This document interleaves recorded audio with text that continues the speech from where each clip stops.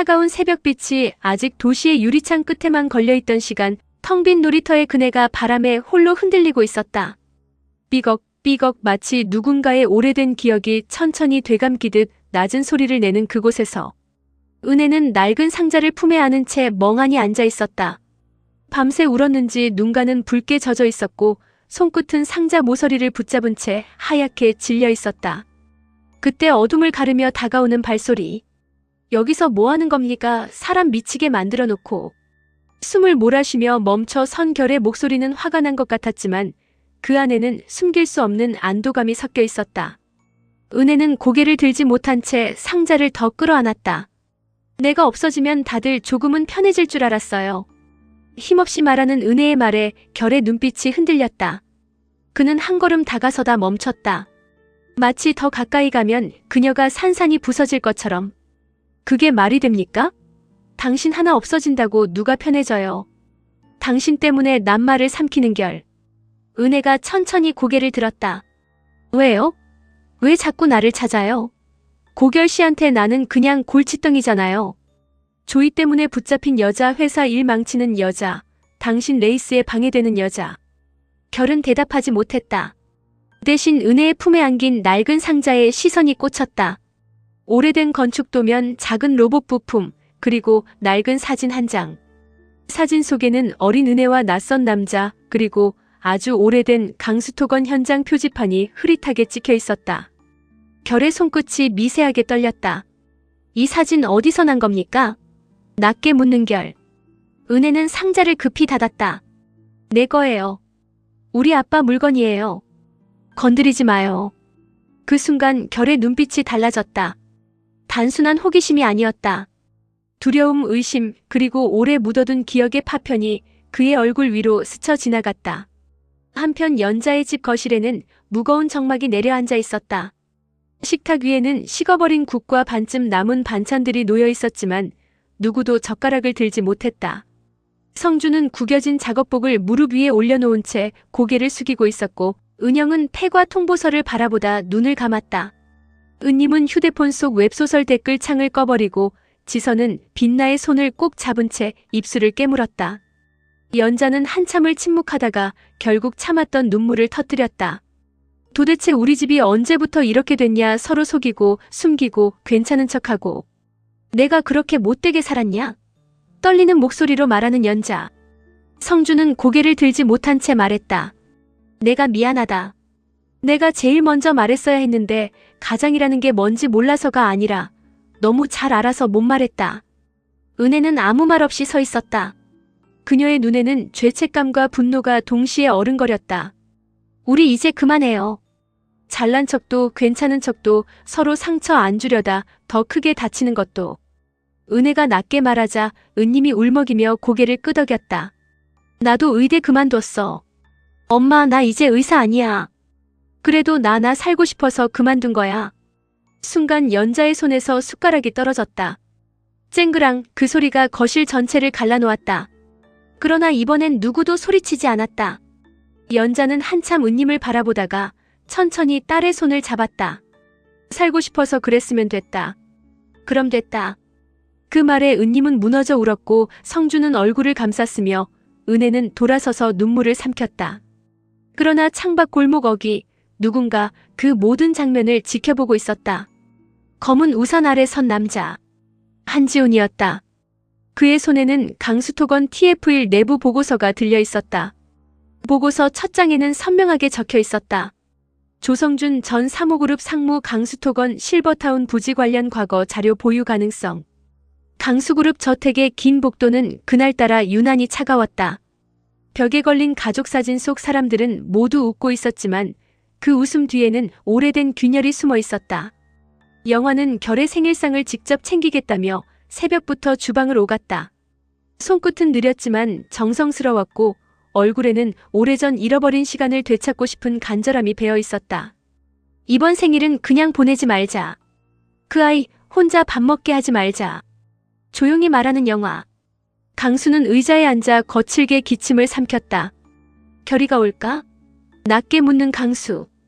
영화는 대답 대신 미역국 냄비를 바라봤다. 와야지. 와야만 해. 그날 이후로 그 아이 생일은 한 번도 제대로 챙겨준 적 없잖아요. 그 말에 강수의 얼굴이 굳었다. 그날, 누구도 입 밖으로 꺼내지 않는 날. 결이 어린 시절 미국으로 떠나야 했던 진짜 이유. 그리고 영화가 평생 가슴에 묻어둔 비밀. 그때 수정이 화려한 실크 가운을 걸친 채 주방 문턱에 기대 섰다. 어머님, 그 애 안 와요. 원래 그런 애잖아요. 정 붙일 줄도 모르고 가족 귀한 줄도 모르고. 비꼬듯 말하는 수정.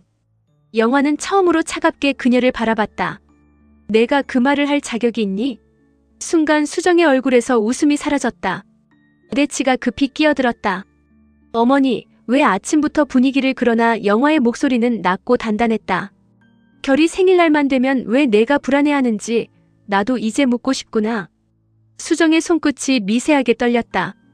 그 모습을 멀리서 지켜보던 주용만은 아무 말 없이 시선을 내리깔았다. 그는 알고 있었다. 알아서는 안 될 일까지도. 같은 시각 결은 집으로 향하지 않았다. 정장을 입은 채 오래된 납골당 앞에 서 있었다. 손에는 작은 케이크 상자가 들려 있었고 그 위에는 초 하나가 꽂혀 있었다.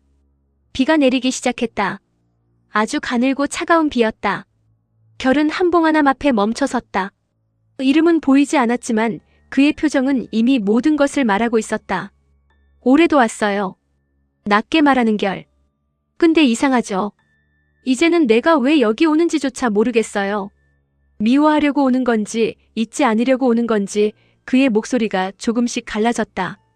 생일 축하받는 날마다 누군가는 죽었다는 생각이 들어서 나는 내 생일이 싫었습니다. 그때 등 뒤에서 우산이 펼쳐졌다. 은혜였다. 결은 천천히 뒤돌아봤다. 어떻게 알고 왔습니까?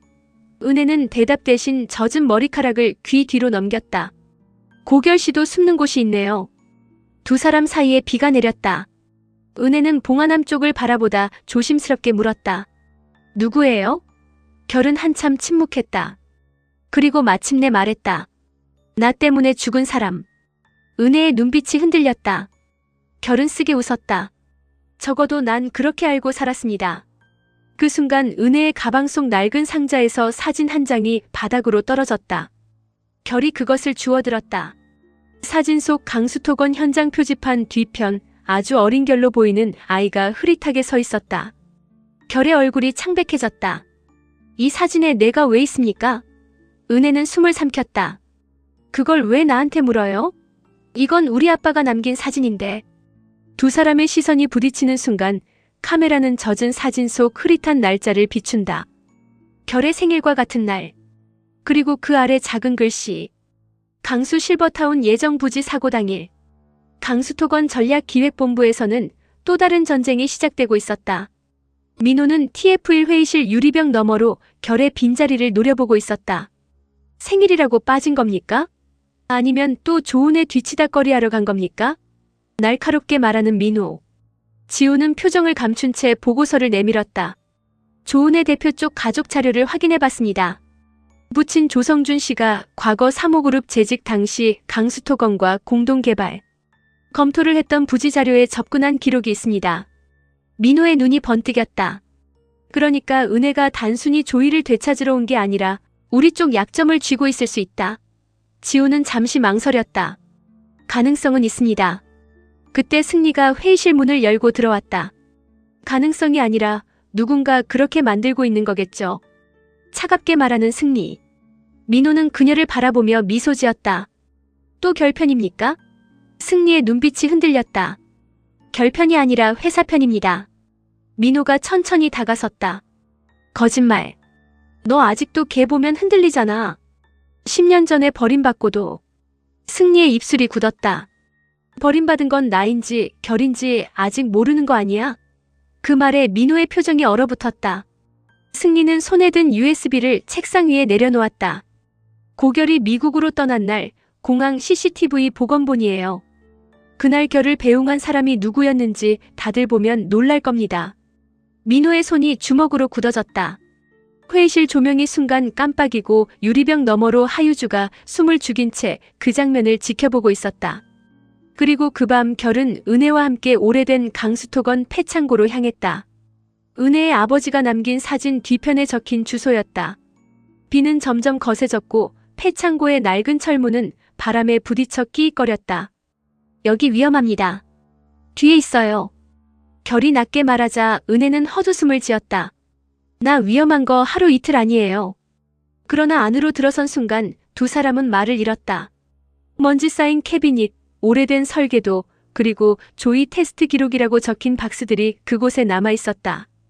은혜는 박스를 뜯어보다 굳어버렸다. 이게 왜 여기 있어? 조이 초기 데이터는 우리 회사 서버에만 있었는데. 결은 벽면에 걸린 낡은 도면을 바라봤다. 현재 실버타운 부지 설계도와 거의 동일한 구조. 그러나 도면 아래에는 다른 이름이 적혀 있었다. 해봄 요양주택 프로젝트. 은혜의 숨이 멎었다. 해봄 우리 아빠가 말하던 이름이에요.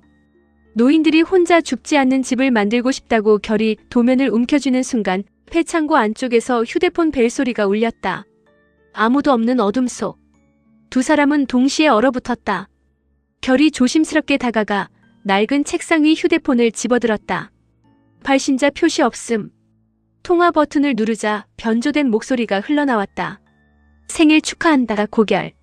내가 태어난 날 한 사람은 죽었고 한 사람은 사라졌지. 결의 눈동자가 흔들렸다.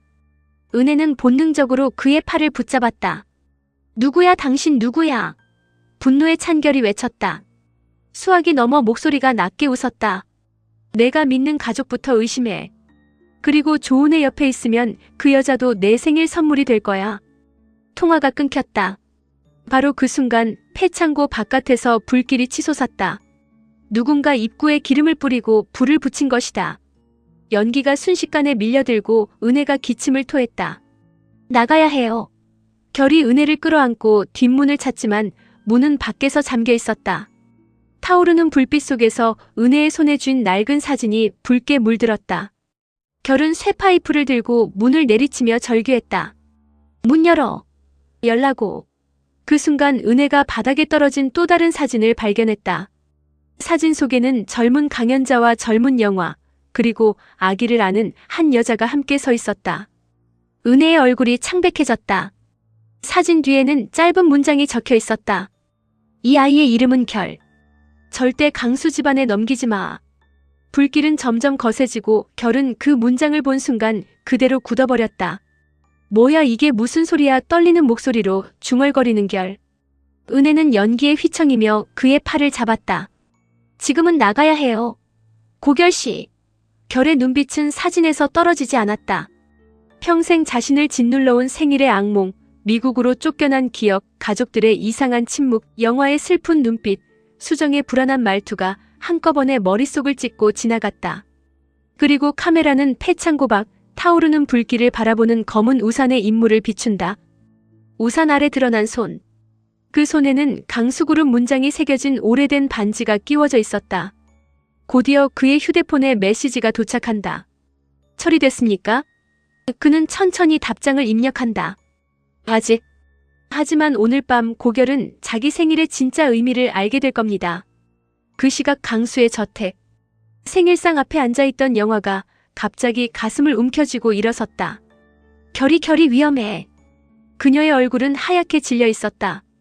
강수가 휠체어에서 몸을 일으키려다 거칠게 기침을 쏟아냈고 수정은 흔들리는 손으로 컵을 떨어뜨렸다.